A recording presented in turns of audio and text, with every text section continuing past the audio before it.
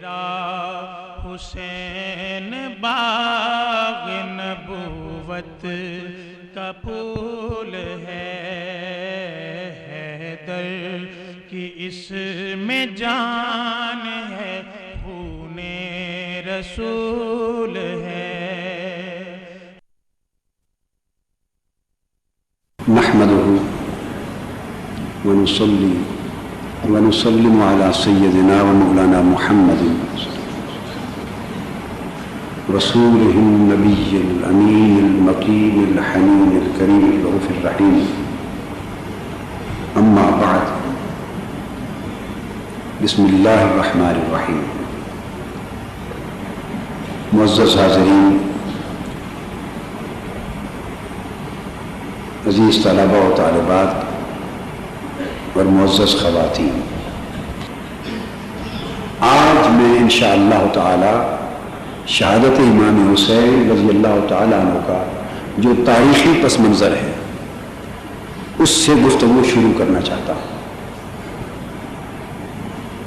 تاکہ تاریخی واقعات کے اعتبار سے شہادت امام حسین کے پس منظر کو، پیش منظر کو اور اس کی اہمیت کو واضح کیا جا سکے۔ تو یہ موضوع جذباتی نوعیت کا نہیں ہے، تاریخی نوعیت کا ہے، اور اس کا تعلق براہ راست اس عظیم واقعہ شہادت کے کو تاریخی تناظر میں سمجھنے سے ہے۔ حضور نبی کریم صلی اللہ علیہ وسلم کا ایک ارشاد ہے، حضور علیہ السلام نے فرمایا اور دیگر ائمہ حدیث نے روایت کیا، الخلافۃ بعدی 30 سنہ۔ حضور علیہ السلام نے اپنے بعد خلافت راشدہ کا ذکر فرمایا اور فرمایا کہ یہ جو خلافت راشدہ ہے یہ میرے بعد 30 سال تک قائم رہے گی، ثم تکون ملکا، اور 30 سال کے بعد ملوکیت کا آغاز ہو جائے گا۔ یہ حضور علیہ السلام نے ایک پیشین گوئی فرمائی، اور آقا صلی اللہ علیہ وسلم نے خلافت راشدہ کا ذکر صریح الفاظ میں یوں بھی فرما دیا تھا، علیکم بسنتی وسنت الخلفاء الراشدین المہدیین، کہ تم پر میری سنت پر عمل کرنا واجب ہے، اور علاوہ میرے جو خلفاء راشدین ہیں اور مہدیین ہیں، یعنی ہدایت یافتہ خلفاء راشدین، ان کی سنت پر بھی۔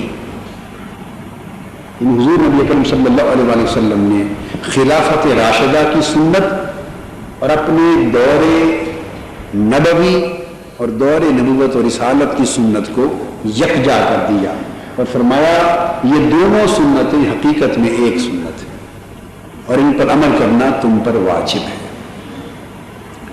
یعنی 10 سالہ مدنی دور جو نبوت و رسالت کی حکومت کا دور ہے، وہ گویا اسلامی نظام سلطنت کا اجمال ہے، اور 30 سال کا خلافت راشدہ کا دور وہ اس مصطفی نظام حکومت کی تفصیل ہے۔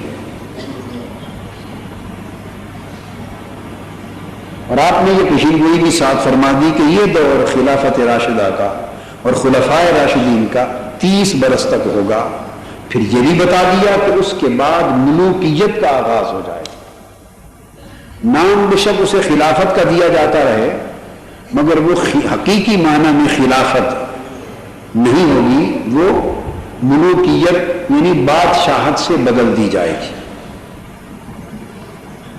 اور وہ ملوکیت اور بادشاہت الگ بات ہے کہ اچھا حکمران آ جائے گا تو دین کی خدمت ہوگی اور اچھے کام ہوں گے، برا شخص آ جائے گا تو دین کو نقصان پہنچائے گا، برے کام ہوں گے، یہ ایک الگ بات ہے۔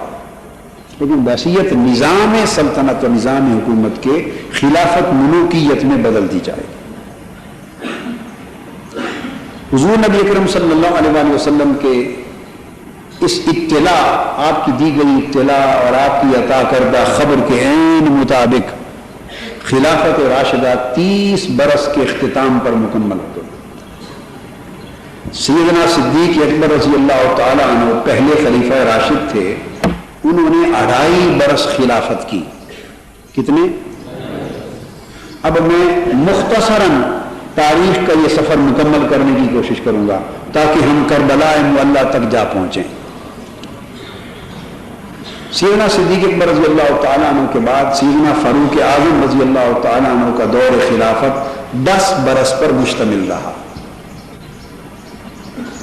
کل کتنا عرصہ ہو گیا؟ 12.5 برس۔ ان کے بعد سیدنا عثمان غنی رضی اللہ تعالیٰ عنہ نے تخت خلافت کو زینت بخشی، آپ کا دور 12 برس تک رہا۔ کتنا عرصہ ہو گیا؟ 24 برس۔ پھر سیدنا علی شیر خدا رضی اللہ تعالیٰ عنہ کا دور خلافت آیا، آپ 5 برس تک خلافت راشدہ کے عہدہ جلیلہ پر متمکن رہے۔ 5 برس۔ کتنا زمانہ ہو گیا؟ 29.5 برس۔ تو 30 برس میں کتنا عرصہ کم رہ گیا؟ 6 ماہ۔ اس میں پہلے 4 خلفائے راشدین ہی کی طرح اسی سنت اور اسی طریقہ و منہاج کے مطابق سیدنا امام حسن مجتبی رضی اللہ تعالیٰ عنہ کو خلیفہ راشد مقرر کیا گیا۔ تو گویا وہ 5ویں خلیفہ راشد تھے۔ تو یوں اگر تفصیل میں جائیں تو خلفائے راشدین 4 نہیں بلکہ 5۔ سیدنا حسن مجتبی رضی اللہ تعالیٰ عنہ 6 ماہ تک خلافت راشدہ کے منصب پر فائز رہے۔ تو 30 برس کی مدت مکمل ہو گئی۔ یہ 6 ماہ کا عرصہ ملا کر 30 برس کا عرصہ خلافت راشدہ کا بنتا ہے۔ خلافت کے مسئلے پر امت میں تفریق کب سے شروع ہوتی؟ اگلا نقطہ لے رہے ہیں۔ جب سیدنا علی شیر خدا رضی اللہ تعالیٰ عنہ تخت خلافت پر بیٹھے، بلکہ سیدنا عثمان غنی رضی اللہ تعالیٰ عنہ کی جب شہادت ہوئی تو تب سے اس متفقہ خلافت راشدہ کو اور متفقہ خلافت اسلامیہ کو تقسیم کرنے کا عمل شروع ہو گیا۔ اور جب سیدنا مولا علی شیر خدا رضی اللہ تعالی عنہ خلیفہ راشد، 4تھے خلیفہ راشد ہوئے اور آپ نے تخت خلافت سنبھالا، تو اس زمانے میں حضرت معاویہ رضی اللہ تعالی عنہ شام کے یعنی دمشق کے گورنر چلے آ رہے تھے۔ وہ اس وقت کہاں کے گورنر تھے؟ دمشق، ملک شام کے۔ یہ اس وقت صوبہ تھا، یہ اس وقت خلافت اسلامیہ کا صوبہ تھا، چونکہ فتوحات ہو چکی تھی۔ فتوحات، شام فتح ہو چکا تھا، فلسطین، عراق، سب علاقے فتح ہو چکے تھے، تو شام ایک صوبہ تھا۔ تو حضرت امیر معاویہ رضی اللہ تعالیٰ عنہ اس صوبہ شام کے گورنر تھے۔ سیدنا علی شیر خدا رضی اللہ تعالیٰ عنہ کا تعلق آپ کو معلوم ہے قریش کے قبیلہ بنو ہاشم سے تھا، اور اسی قبیلہ سے حضور تاجدار کائنات صلی اللہ تعالی علیہ وآلہ وسلم بھی تھے۔ حضرت معاویہ کا تعلق قریش کے قبیلہ بنو امیہ سے تھا۔ یہ ایک اتفاق ہے، سوء اتفاق کہیے کہ پرانے وقتوں سے بنو امیہ اور بنو ہاشم میں چپکلش، کشمکش اور ناچاکی چلی آ رہی تھی۔ یہ پہلے سے چلی آ رہی تھی، اور وہ عداوتیں، وہ چپکلشیں اپنے اثرات اس وقت تک رکھتی تھی، اور کچھ اور اسباب بھی ان کے ساتھ ملے۔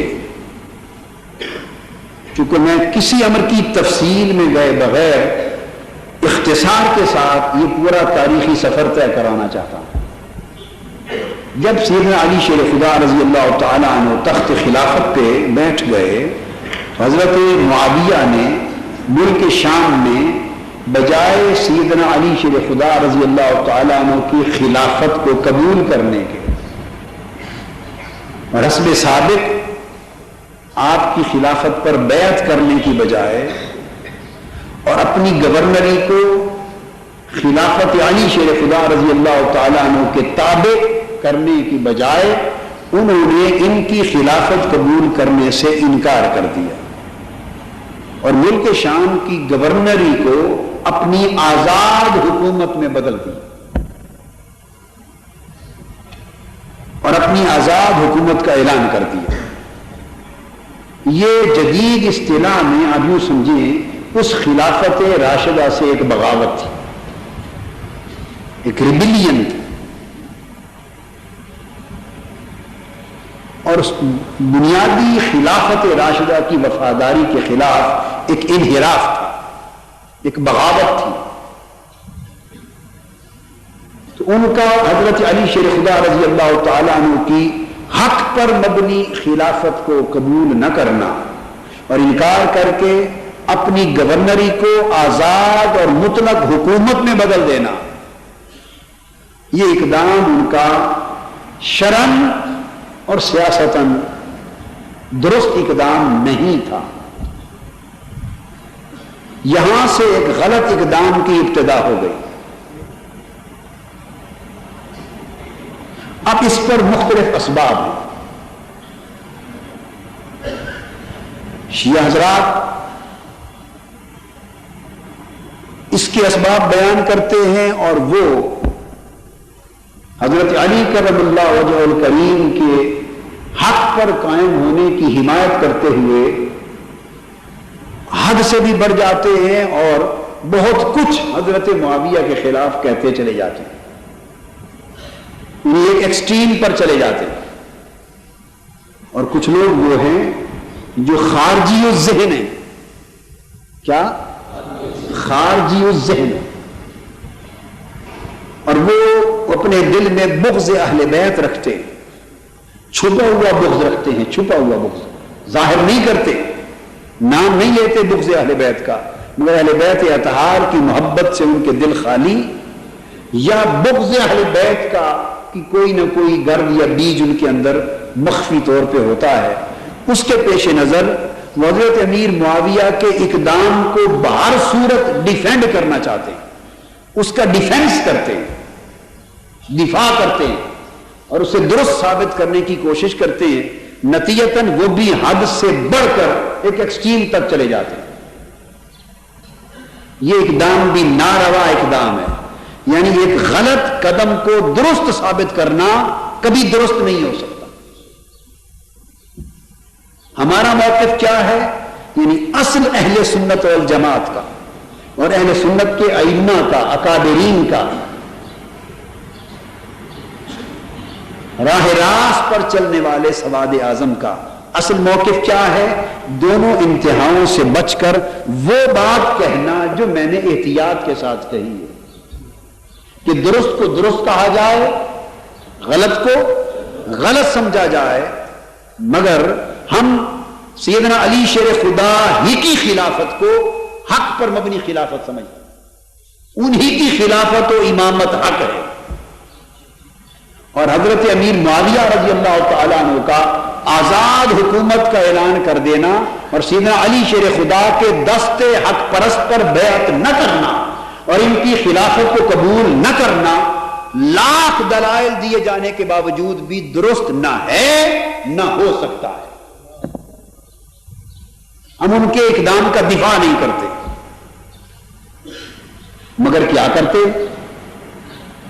محض ان کے صحابی رسول ہونے کی بنیاد پر ایک غلطی صحابی سے بھی سرزد ہو سکتی، صحابی انسان ہوتا ہے، وہ رسول اور نبی اور پیغمبر معصوم نہیں ہے، اور یا اللہ سے صادر ہو سکتی ہے غلطی، خواہ سبب اس کا نفس کی خواہش ہو، اس کا غلبہ ہو، خواہ سبب ہو اس کا خاندانی محبت کا اور خاندانی عصبیت کا غلبہ ہو، خواہ سبب اس کا بیٹے کی جانشینی کی چاہت کا اور اس کی محبت اور ہوس کا غلبہ ہو، خاص سبب اس کا ارد گرد کے ملک شام اور دمشق کے جو ماحول تھے سیاسی، ان کا خارجی دباؤ خواہ خاندانی چپرش کے زیر اثر ہوا ہو، خواہ بزم خیش خون خرابے سے بچنے اور خلافت کو دو حصوں میں بٹ جانے کے ڈر سے، اس خوف سے بچاؤ کے لیے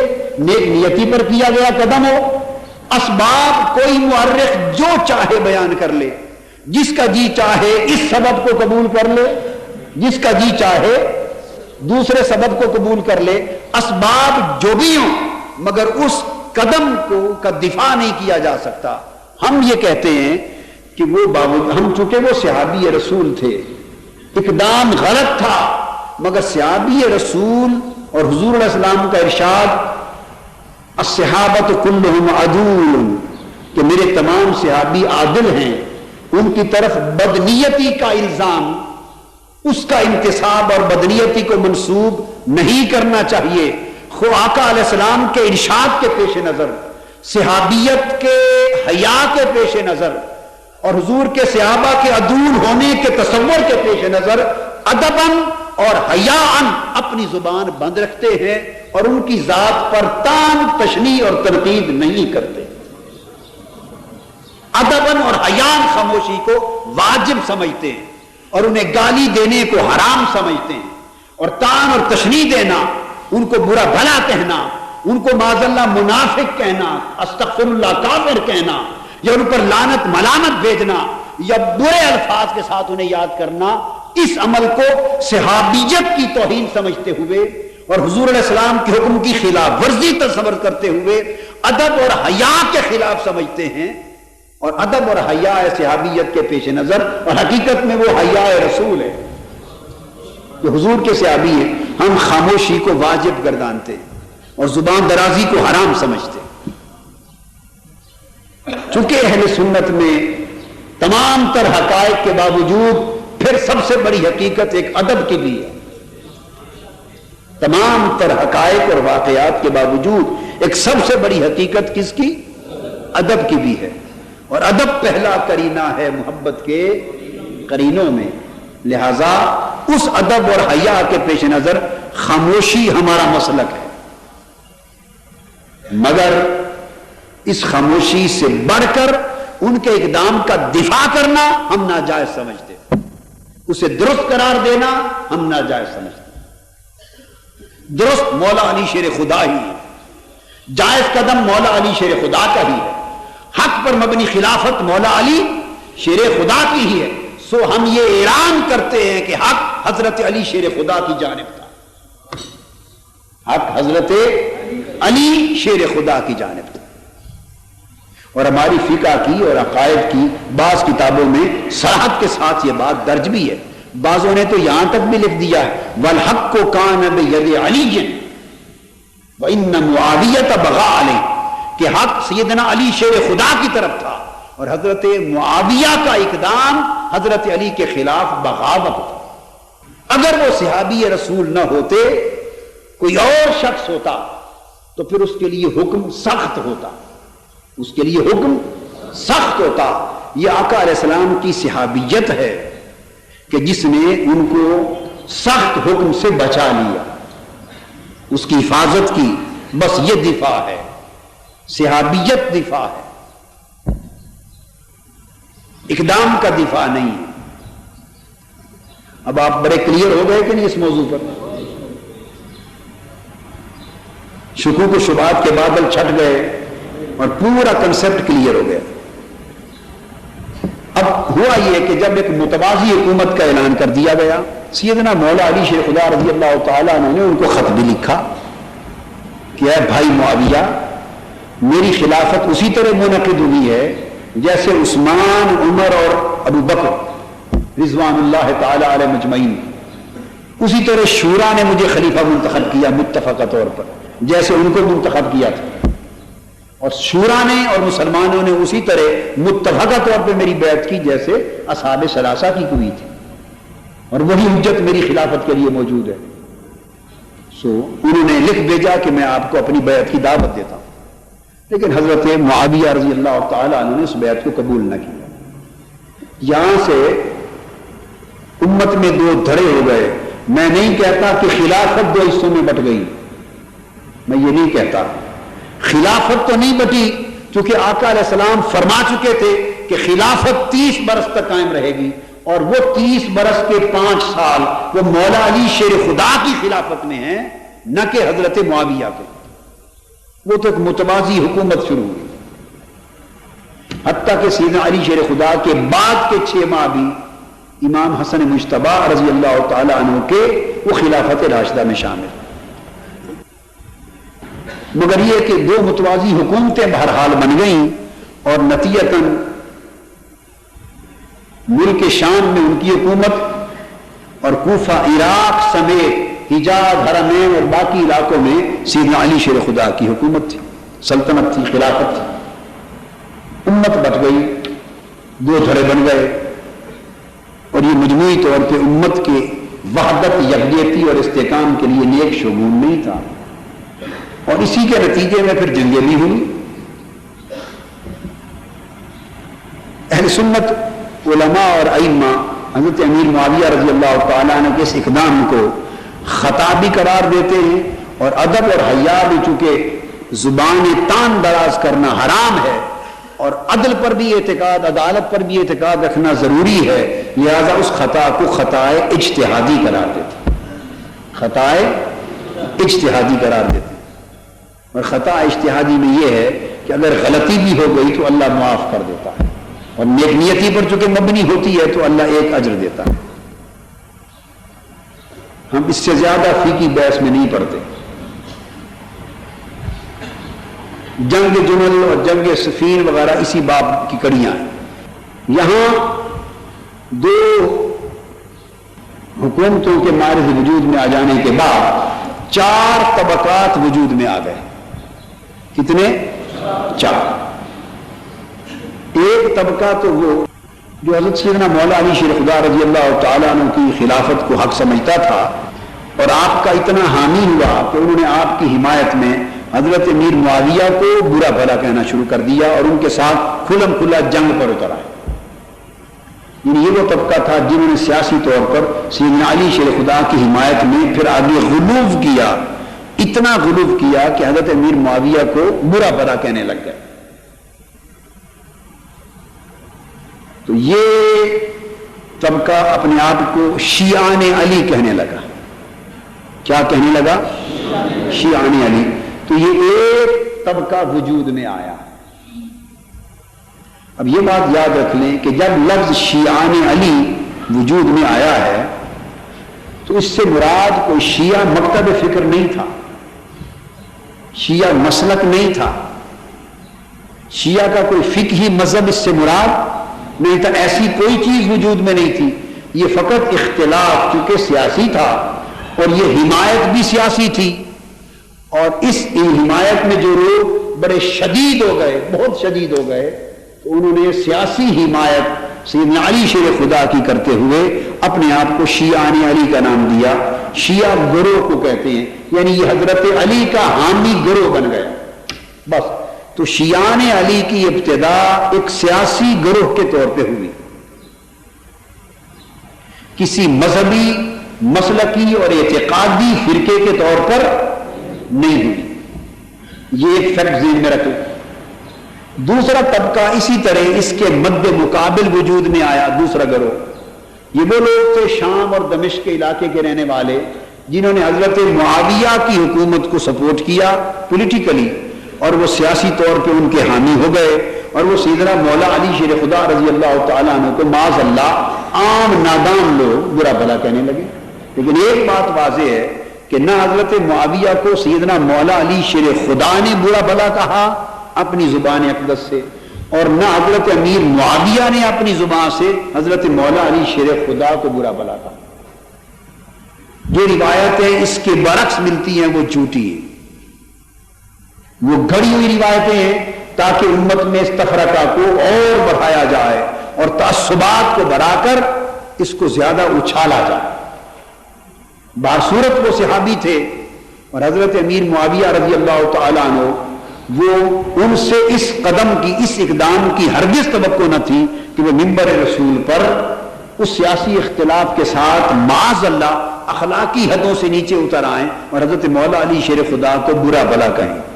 یہ نہ ان سے توقع تھی اور نہ صحیح روایتوں سے ان سے ثابت ہے.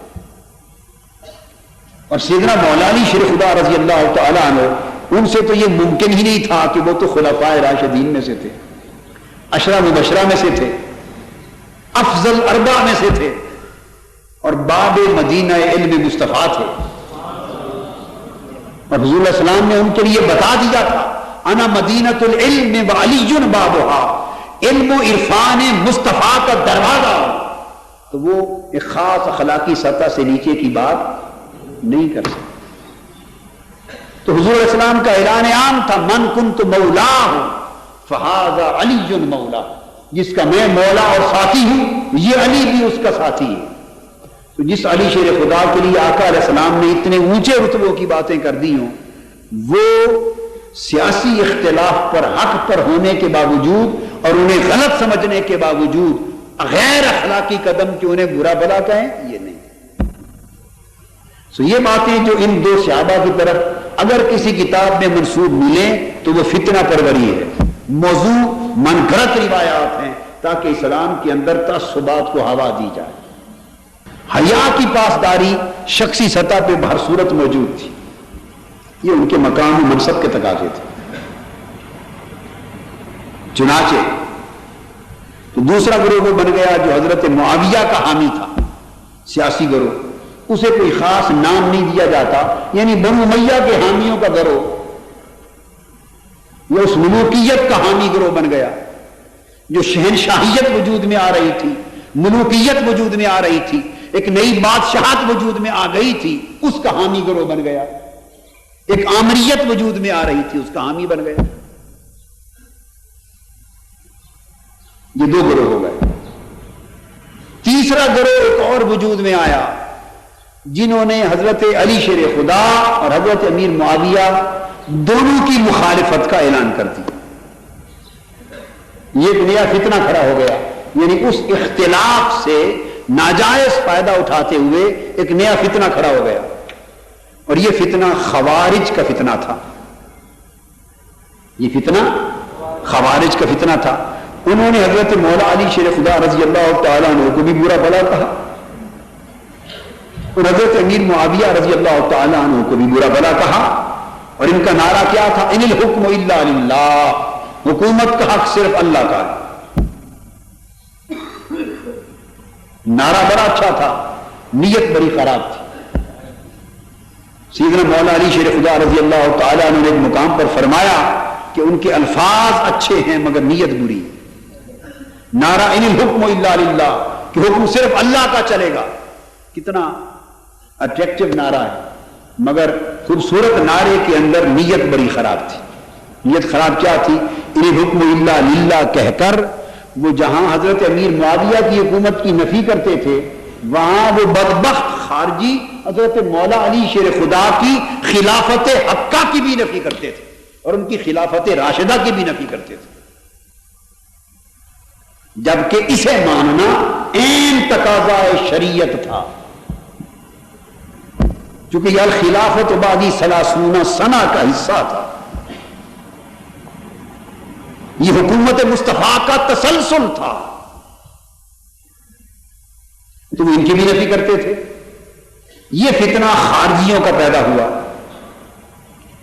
چنانچہ انہوں نے حضرت سیدنا مولا علی شیر خدا کو اور حضرت امیر معاویہ کو دونوں کو معاذ اللہ واجب القتل اور کافر ڈکلیئر کر دیا. دونوں کو بیک وقت واجب القتل ڈکلیئر کر دیا، اور دونوں کے خلاف ان کی سازشیں شروع ہو گئی اور ان کی پھر الگ جنگیں ہوئی. اور اس فتنہ کو بھی حضرت مولا علی شیر خدا نے کچلا رضی اللہ تعالی عنہ.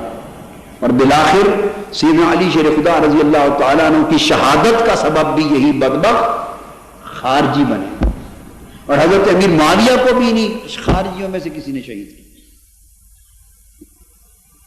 یہ تیسرا فتنہ تھا.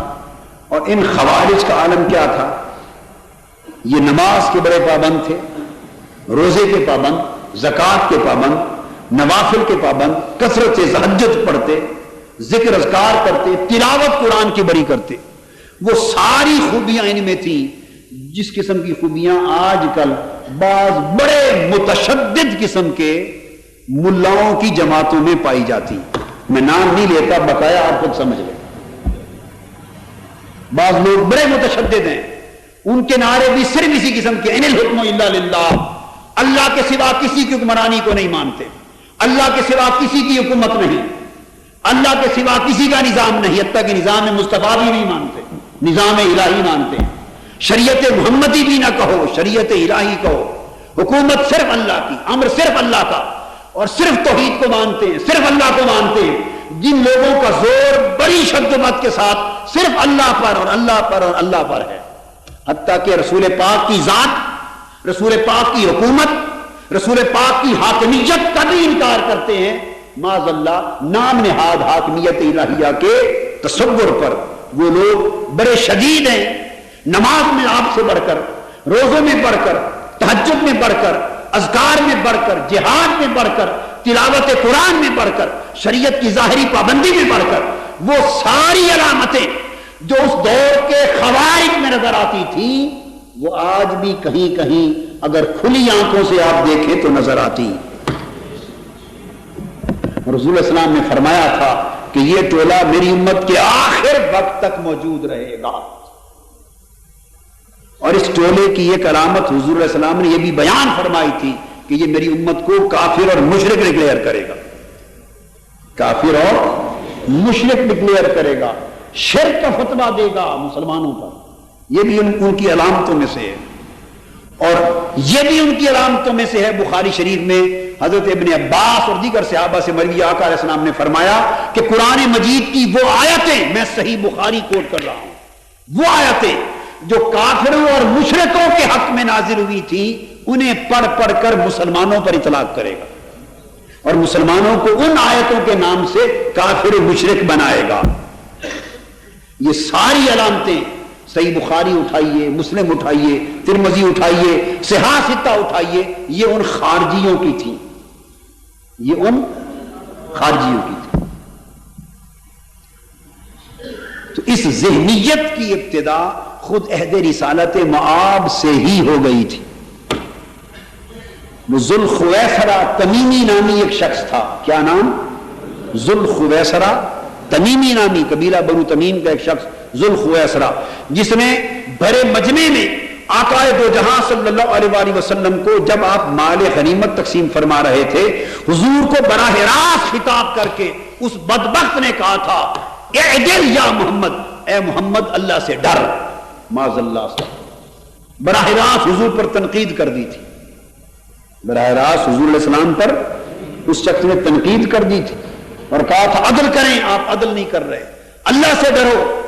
اس پر آقا دو جہاں علیہ السلام نے جواب دیا کہ اے بدبخت، اگر میں اللہ سے نہیں ڈرتا اور میں عادل نہیں ہوں جسے صبح و شام آسمان سے غیب کی امانت عطا کی جاتی ہے، اگر میں عدل نہیں کروں گا تو روئے زمین پر ہے کوئی شخص اور عدل کرنے والا؟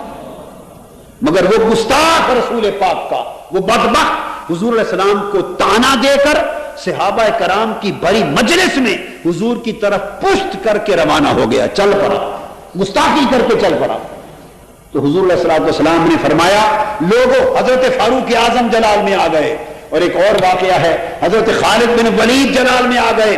عرض کیا یا رسول اللہ اجازت ہو تو میں اس بدبخت گستاخ کا سر قلم کر دوں.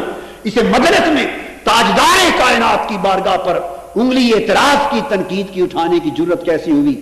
آقا علیہ السلام نے فرمایا نہیں عمر، اور دوسری روایت کے مطابق فرمایا نہیں خالد بن ولید، رک جا، اس بدبخت کو قتل نہ کر، اسے فقط پہچان لو، اس کی پشت میں سے ایک قوم جنم لے گی اور میری امت کے آخری زمانے تک ہوگی، اور وہ قوم نمازیں تم سے زیادہ پڑھے گی، روزے تم سے. یہ حضور علیہ السلام کن کو فرما رہے تھے؟ صحابہ کرام. ان کی نمازیں تم سے زیادہ ہوں گی، ان کے روزے تم سے زیادہ ہوں گے، یہ قرآن کی تلاوت بھی تم سے زیادہ کریں گے، اسلام کا نام بھی تم سے زیادہ لیں گے. تمہاری نمازیں، تمہارے روزے، قرآن کی تلاوت ان کے مقابلے میں تھوڑی نظر آئے گی. مگر دیکھ لو یہ لوگ دین سے اس طرح خائف ہوں گے، جیسے تیر شکار میں سے نکل کے خارج ہو جاتا اور خون کا قطرہ بھی اس کو نہیں لگتا، اس طرح خارج ہوں گے۔ ان کو قتل نہ کرو، ورنہ لوگ ان کی ظاہری نماز روزے دیکھ کر یہ کہیں گے کہ مسلمانوں نے خود اپنے مسلمانوں کو قتل کرنا شروع کر دیا۔ ابھی وقت نہیں، تانا دیں گے کہ مسلمان خود مسلمانوں کو قتل کر رہے ہیں، اس وجہ سے چھوڑ دیا۔ اور آقا علیہ السلام نے فرمایا اس کی پہچان کر لو، اس کی، تاکہ اس کی نسل سے پیدا ہونے والے لوگوں کی پہچان ہو سکے۔ علامتیں کیا تھی؟ صحابی بیان کرتے ہیں، میں آپ کو صحیح بخاری، مسلم، ترمذی، سیاستہ بیان کر رہا ہوں، متفق علیہ حدیث صحیح۔ آقا علیہ السلام نے دکھایا، صحابہ کہتے ہیں اس کی پہچان یہ تھی کہ اس کا سر مڑا ہوا تھا، رگڑا ہوا تھا اس طرح کے ساتھ، اس کی داڑھی بہت بڑی اور گھنی تھی، اس کی آنکھیں اندر کو دھسی ہوئی تھی، اس کے گال ابھرے ہوئے تھے، اور اس شخص نے اپنا تہبند چادر ٹخنوں سے آدھی پنڈلی تک اونچا اٹھا کے باندھا ہوا تھا۔ تہبند آدھی پنڈلی تک اونچا باندھا ہوا تھا، سر مڑا ہوا تھا، داڑھی گڑی تھی۔ اس قسم کی اس کی علامتیں تھیں۔ یہ صحابہ کرام نے کیوں بیان فرمایا؟ ایک بڑا بنیادی سوال ہے۔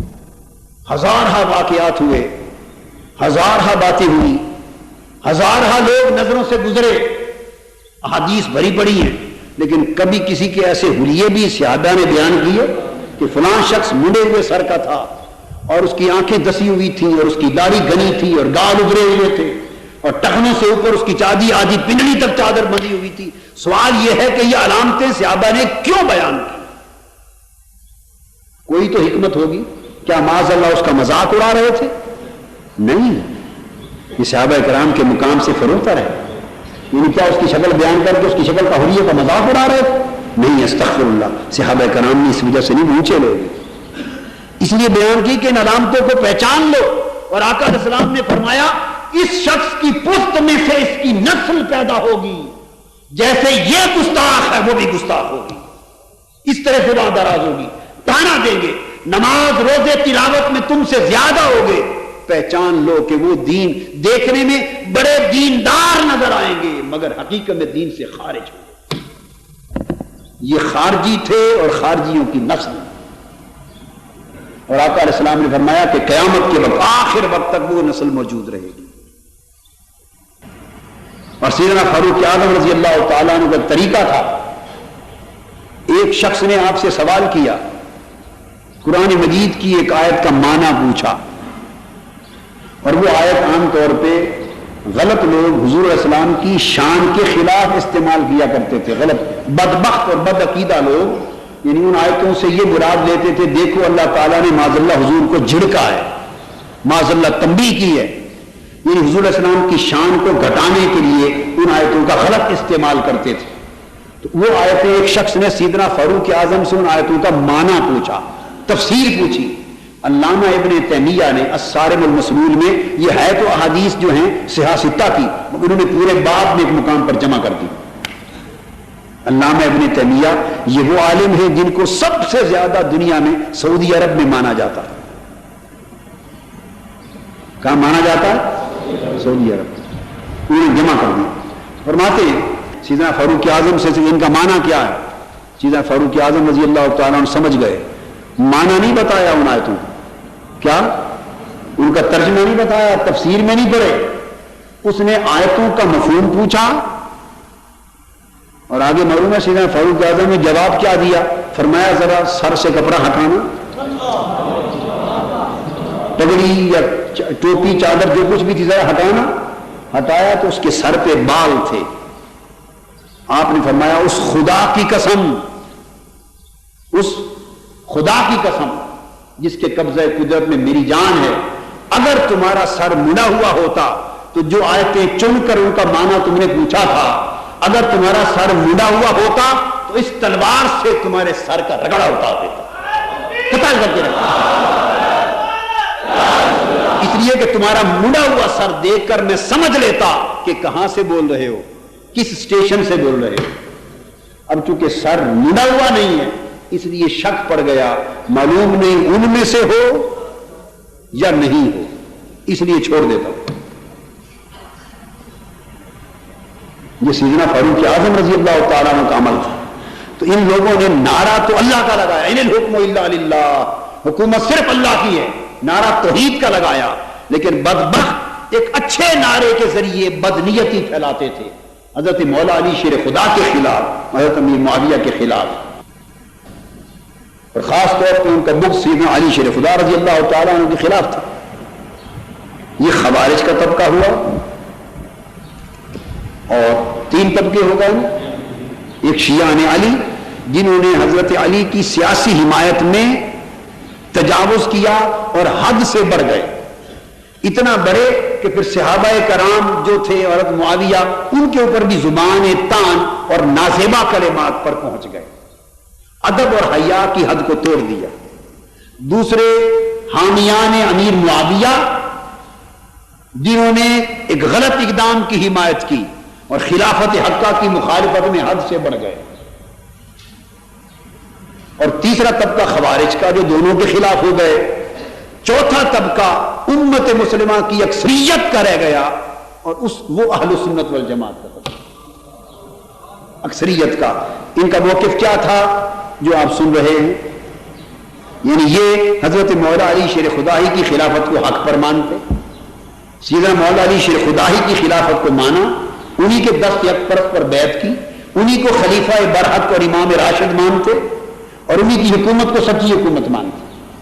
حضرت امیر معاویہ کے اقدام کو درست نہیں مانتے تھے، مگر وہ اب دھڑے بندی میں آ کر جنگ اور قتال میں اس لیے نہیں آتے تھے کہ تاکہ امت میں خون خرابہ نہ ہو، برا بھلا نہیں کہتے تھے، حیاء ادباً چپ رہتے تھے اور خون خرابہ اور تفرقہ سے بچتے تھے، مگر بھرپور طریقے سے سیدنا علی شیر خدا کے موقف کو حق جانتے اور مانتے تھے. یہ امت مسلمہ کی اکثریت تھی. اب آگے چلیے. سیدنا امام حسن مجتبی رضی اللہ تعالی عنہ، انہوں نے جب 6 مہینے کی خلافت کا زمانہ پایا تو آپ نے دیکھا کہ بے شک خلافت راشدہ میرے پاس ہے، لیکن امت تو بدستور تقسیم ہے. اب شام اور دمشق اور گردنوا کے علاقے اور سلطنت میں جنگیں بھی ہو چکی ہیں اور کوئی اپنے موقف سے ہٹنے کے لیے تیار نہیں، اور امت میں وحدت پیدا نہیں ہو رہی. حجاز میں، کوفہ تک اور ارمینی علاقوں میں ہماری خلافت ہے، خلافت راشدہ ہے. آپ نے سمجھا کہ اگر یہ عمل اسی طرح جاری رہا تو اب چونکہ وہ ڈٹ گئے ہیں اور کسی قیمت پہ وہ ودڈرا کرنے کو تیار نہیں ہے، لہذا دائماً اس امت کی تفریق جاری رہے گی. حکومت اسلام کی حکومت ایک مرکز پہ یکجا نہیں ہو سکے گی.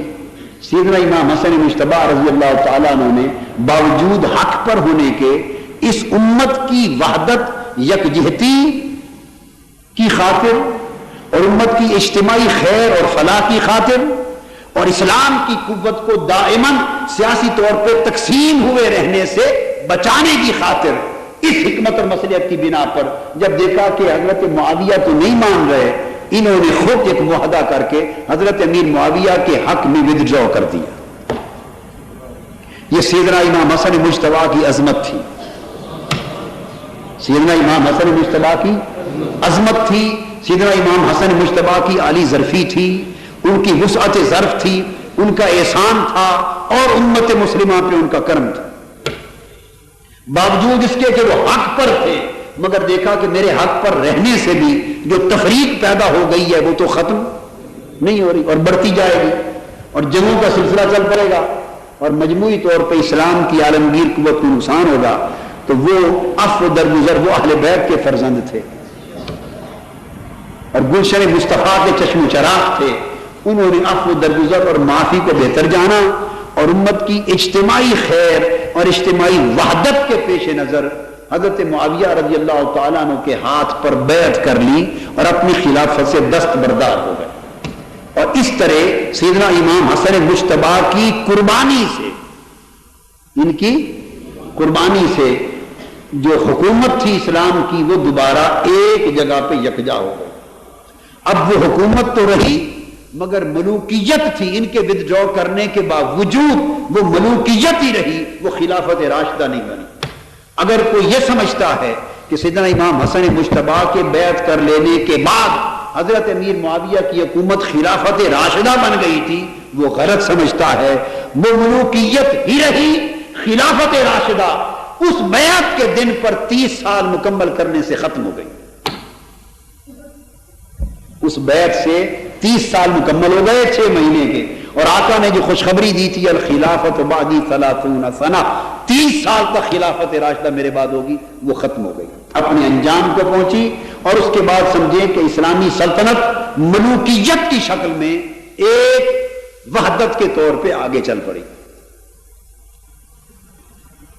اب یہاں ایک معاہدہ تھا کہ حضرت امیر معاویہ رضی اللہ تعالیٰ عنہ اپنا دور حکومت ختم ہونے کے بعد اپنا کوئی جانشین نامزد نہیں کریں گے اور اسے لوٹا دیں گے پھر امت کی طرح، جیسے امام حسن مجتبی منتخب ہوئے تھے، امت اس طرح پھر اپنا امام اور خلیفہ حسب خلفاء راشدین کے طریق پر منتخب کرے گی۔ تو گویا یہ ودڈرا کرنا ایک عبوری معاہدہ تھا۔ کیا تھا؟ عبوری معاہدہ تھا، تاکہ اس پیریڈ میں تقسیم ختم ہو جائے اور ان کے بعد امت پھر متحد ہو کر نئے خلیفے کا انتخاب کرے۔ لیکن بدقسمتی عالم اسلام کی کہ ایسا نہ ہو سکا۔ جب حضرت امیر معاویہ کا آخر وقت آیا، اب یہاں پر مورخین نے مختلف اسباب لکھے ہیں، میں کسی پر جرح و تنقید نہیں کرتا۔ کسی نے عدول کے تصور پہ کہ صحابہ سب عادل ہیں، نیک نیتی پر اعتماد کرتے ہوئے اہل سنت مورخین اس طرف گئے ہیں کہ وہ بے شک بیٹے یا خاندان کی محبت کا بھی غلبہ تھا، لیکن اس خیال سے کہ شاید اب کسی ایک امام اور خلیفہ پہ اگر امت کو چھوڑ دیا جائے اور میں نے نامزد نہ کیا تو شاید امت کسی ایک خلیفہ پر متفق نہ ہو سکے اور نئی جنگیں نہ سلسلہ شروع ہو جائے۔ انہوں نے اسی خیال کے پیش نظر اپنے بیٹے یزید کو اپنا جانشین نامزد کر دیا۔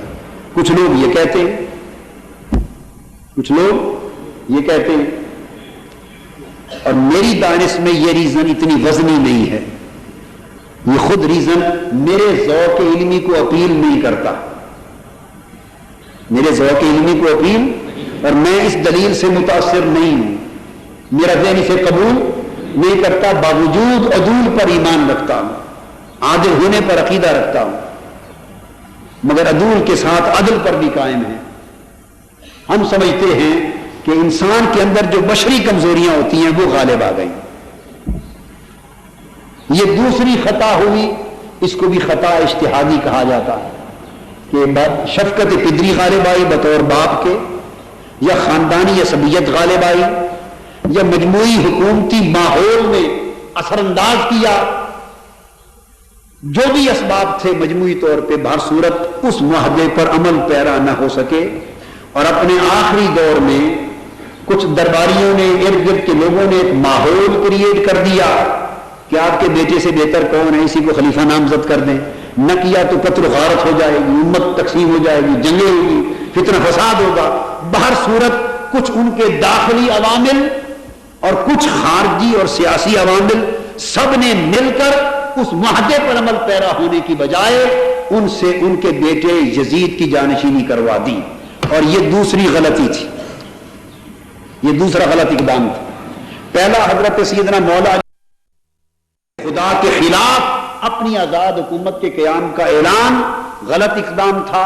دوسرا، اپنی زندگی میں بجائے خلافت کو واپس امت کی طرف لوٹا دینے کے خود اپنے بیٹے یزید کی جانشینی کا اہتمام کروا دینا اور اسے نامزد کر دینا اپنا جانشین حکمران، یہ دوسرا غلط اقدام تھا۔ اور ہم اسے بھی پہلے ہی کی طرح صحابیت کے دفاع کے ساتھ کہ ہم زبانیں تان دراز نہیں کرتے، ہم ادب اور حیا رکھتے ہیں کہ دونوں غلطیاں ہوئیں اور بڑی سیاسی غلطیاں ہوئیں، مگر آقا علیہ السلام کے صحابی ہونے، اس شرف صحابیت کی چادر نے ان کا دفاع کر دیا۔ ہم خاموش رہنا واجب سمجھتے، گستاخی نہیں کرتے، بے ادبی نہیں کرتے، زبانیں تان دراز نہیں کرتے، اس کو حرام سمجھتے، بس ختم۔ یہ ادب اور حیا کا معاملہ ہے، اور ادب بھی نسبت رسول کا ادب ہے، حکم رسول کا ادب ہے۔ اس سے آگے ہم اس بات کو طول نہیں دیتے، اور یہی میری نصیحت ہے ہر ایک کے لیے، تاکہ ادب قائم رہے، ورنہ یہ بھی غلط اقدام ہوا اور یزید کی جانشینی کروائی اور اپنی زندگی میں یزید کے لیے بیعت لے لی گئی۔ یہاں سے اس اگلی ایک تاریخ باب کی بنیاد رکھ دی گئی، جو تاریخ باب معرکہ کربلا کی شکل میں جا کے ختم ہوا۔ ان کا یہ خیال یہ بھی تھا، بعض مورخین نے یہ بھی لکھا ہے کہ یزید کو سیاسی سوجھ بوجھ بہت تھی، اس وجہ سے اس کو نامزد کیا۔ بارصورت میں نے بتایا اس فیور کے جتنے دلائل ہیں وہ وزنی نہیں ہیں، اور دیانتداری کا تقاضا یہ ہے کہ جو بات حقیقت ہے اسے تسلیم کر لیا جائے اور بعد ازاں زبان درازی سے رکا جائے، خاموشی ادب کے ساتھ رکھی جائے۔ چنانچہ یزید تخت پر بیٹھ گیا اور یہاں سے دور یزیدیت کا آغاز ہو گیا۔ اتنا حضرت امیر معاویہ نے اپنے بیٹے یزید کو نصیحت کی، بلکہ وصیت کی اور تلقین کی، جو ان کے اندر تھا وہ کہہ دیا، کہا کہ بیٹے بے شک سیدنا امام حسین یہ وہ ہستیاں چند ہیں جو تمہارے ہاتھ پر بیعت نہیں کریں گی، تمہاری حکومت اور خلافت کو تسلیم نہیں کریں گی، مگر یاد رکھ لینا وہ اہل بیت رسول ہیں، حضور کے صاحبزادے اور شہزادے ہیں، ان سے تعرض کرنا، ان سے زیادتی نہ کرنا۔ یہ نصیحت کر دی۔ وہ جیسے باپ کا خیال ہوتا ہے کہ شاید بیٹا میری بات کا حیا کرے گا، اندازہ نہیں تھا کہ یہ یزید کتنا بے حیا ہے۔ وہ بے حیا تھا، بدبخت تھا، نافرمان تھا، اس نے کسی چیز کی قدر نہ کی، اور تخت خلافت پر، خلافت کیا تھی، تخت حکومت پر بیٹھتے ہی اس نے مدینہ کے گورنر کو خط لکھ دیا۔ کسے؟ مدینہ کے گورنر کو خط لکھ دیا، اس کا نام اس وقت ولید بن عقبہ تھا، اور کہا کہ حضرت امام حسین، حضرت عبداللہ بن عمر اور حضرت عبداللہ بن زبیر، ان تینوں کو بلاؤ اور میرے لیے ان سے بیعت لو، اور اگر وہ تینوں بیعت نہ کریں تو گرفتار کر کے انہیں میرے پاس لے آؤ۔ اس بدبخت نے حکومت کے تخت پر بیٹھتے ہی اس ظالمانہ کاروائی کا اور اس آمرانہ کاروائی کا آغاز کر دیا۔ یہاں ایک بات کہہ دوں کہ یہ 60 ہجری میں تخت حکومت پر بیٹھا ہے یزید، اور یہ بدبختی کا سال تھا۔ حضرت ابو ہریرہ رضی اللہ تعالیٰ عنہ فرماتے ہیں حدیث پاک میں، اور ایک حدیث صحیح بخاری میں ہے، وہ فرماتے ہیں حفظت من رسول اللہ صلی اللہ علیہ وسلم دعائین، میں نے حضور علیہ السلام سے 2 طرح کی دعائیں اور 2 طرح کے کلمات سیکھے۔ فَأَمَّا أَحَدُهُمَا فَبَثَّثْتُهُ فَأَمَّا الْآخَرُ لَوْ بَثَّثْتُهُ لَقُطِعَ هَذَا الْبَلْعُومُ۔ فرمایا 2 قسموں کی باتیں میں نے حضور علیہ السلام سے سیکھی ہیں، ان میں سے ایک قسم تو ایسی باتوں کی ہے جو میں برسر عام تم سے بیان کرتا رہتا ہوں، کھلی مجلسوں میں بیان کرتا ہوں۔ حضرت ابو ہریرہ رضی اللہ تعالیٰ عنہ فرماتے، اور یہ حدیث صحیح بخاری کی حدیث، اور فرمایا دوسری قسم ایسی باتوں کی ہے اگر میں کھلے عام بیان کر دوں تو میری گردن کاٹ دی جائے، اگر کھلے عام بیان کر دوں تو میرا گلا یہاں سے کاٹ دیا جائے، وہ میں ہر عام شخص کو بیان نہیں کرتا، یعنی وہ خاصوں کے لیے، وہ خاصوں کے لیے ہیں۔ یہ ابو ہریرہ رضی اللہ تعالیٰ عنہ فرما رہے ہیں، وہ جو میاں محمد نے کہا کہ خاصاں دی گل عامہ اگے نہیں مناسب کرنی، کھیر پکا محمد بخشا کتیاں اگے درنی، وہ خاصوں کے سامنے کہہ سکتے ہیں، عاموں کی نہیں۔ یہ حضرت ابو ہریرہ فرما رہے ہیں رضی اللہ۔ یہی حضرت یعقوب علیہ السلام نے نصیحت کی تھی سیدنا یوسف علیہ السلام اپنے بیٹے کو، جب وہ خواب دیکھا تھا آپ نے کہ سورج چاند اور 11 ستارے سجدہ کر رہے ہیں، حضرت یعقوب نے بشارت دی، مبارک بادی دی، بیٹا خواب بڑا اونچا ہے، اس خواب نے تمہارا مستقبل دکھا دیا ہے، مگر خاصوں کی بات ہے، عاموں سے نہ کر بیٹھنا۔ عرض کیا بابا عام کون ہے؟ فرمایا یہ جو تمہارے سوتیلے بھائی ہیں نا، ان کو نہ بتا دینا، سوتیلے بھائیوں کو نہ بتا دینا، فتنہ کھڑا کر دیں گے۔ ہم کیا چیز ہیں، ہم کیا چیز ہیں؟ حضرت یوسف علیہ السلام بھی ان پر اعتماد کر بیٹھے، اعتماد کر بیٹھے اور اعتماد کر کے ان کو بالآخر بتا بیٹھے. اور یہ اس خاص بات کا ستیلے بھائیوں کو عاموں کو بتانے کا نتیجہ تھا کہ پھر کنویں میں گرائے گئے اور پھر مصر کے بازاروں میں بیچے گئے اور پھر زلیخا سے ستائے گئے اور 9 سال تک جیلوں میں مارے اور 30 سال تک مارے پھرے اور پھر زمانہ کاٹ کر تخت سلطنت مصر پہ جا کے بیٹھے. پھر والد آیا، پھر والدہ آئیں، 11 بھائی آئے اور تخت مصر پر حضرت یوسف کو پایا. جب سارے اس زمانے کے رواج کے مطابق سجدے میں گرے، حضرت یعقوب بولے بیٹے یہ ہے اس خواب کی تعبیر جو تو نے بچپن میں دیکھا تھا، جو خاصوں کی چیز تھی تو عاموں کو بتا بیٹھا. سچا تو ثابت ہو گیا مگر 30 سال تجھے بڑی تکلیف اٹھانا پڑا. تو ایسا ہو جاتا ہے، ایسا ہو جاتا ہے. تو حضرت ابو ہریرہ رضی اللہ تعالیٰ عنہ فرماتے ہیں کہ آقا علیہ السلام نے مجھے خاص باتیں بتائی تھی، وہ اگر عوام کو بتا دوں تو میرا گلا کاٹ دیا جائے. کسی خاص نے ان سے کبھی پوچھا کہ ان میں سے کوئی ایک بات مجھے تو بتا دو. اور یہ بھی حدیث پاک میں ہے اور فتح الباری میں روایت ہے کہ ان خاص باتوں میں سے کوئی ایک بات مجھے بھی بتا دو. حضرت ابو ہریرہ نے بتا دیا رضی اللہ تعالیٰ عنہ. فرمایا ان خاص باتوں میں سے ایک بات یہ ہے کہ حضور علیہ السلام دعا کرتے تھے اعوذ باللہ من رأس الستین و امارت الصبیان. اے اللہ میں سن 60 ہجری کی ابتدا سے پناہ مانگتا ہوں. جب میری امت پر سن 60 ہجری شروع ہوگا، 60واں سال ہجری کا آئے گا، اس کی ابتدا سے پناہ مانگتا ہوں. اور نااہل کم عمر لوگ جب تخت سلطنت پر بیٹھیں گے اس سے پناہ مانگتا ہوں. تو جب سن 60 آیا، یزید کم عمر تھا، نااہل تھا، بدبخت تھا، فاسق تھا، فاجر تھا، شرابی تھا، زانی تھا، بے ایمان تھا، بے حیا تھا، ملعون تھا، جہنمی تھا. اس تخت سلطنت کا اہل نہ تھا. کم عمر بھی تھا، کم شعور بھی تھا، کم عقل بھی تھا، کم عمل بھی تھا. جب وہ تخت پر بیٹھا تو عمارت الصبیان کی شرط بھی پوری ہوئی، کم عمروں کا تخت پر بیٹھنا. اور راس الستین اور سن 60 کی ابتدا والی شرط بھی پوری ہوئی. حضرت ابو ہریرہ نے فرمایا یہ تو معلوم نہیں کہ 60 سال بعد کیا ہوگا اور سن 60 ہجری کی ابتدا کیا ابتدا ہوگی، مگر اتنی راز کی بات ہے کہ حضور اس سال سے پناہ مانگتے تھے.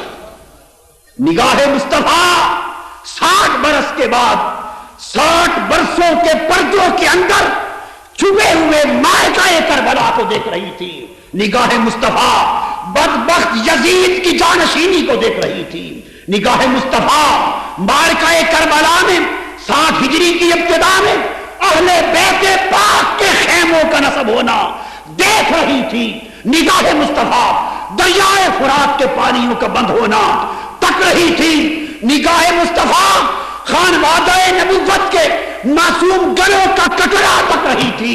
نگاہ مصطفیٰ امام حسین کے لاش پر گھوڑوں کی ٹاپوں سے چلنا تک رہی تھی.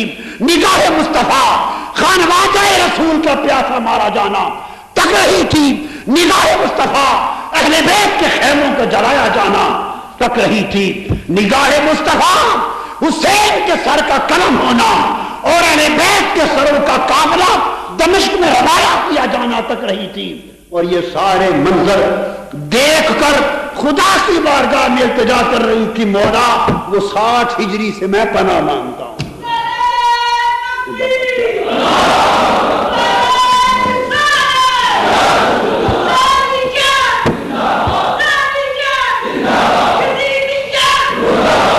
اور فتح الباری میں ہی یہ حدیث ہے کہ ابو ہریرہ رضی اللہ تعالیٰ عنہ خود ساری زندگی جب بازاروں سے بھی گزرتے تھے، اوپن مارکیٹ سے گلی کوچوں بازاروں میں بآواز بلند یہ دعا کرتے تھے خود اللہم لا تدرکنی سنۃ 60 ولا امارت صبیان.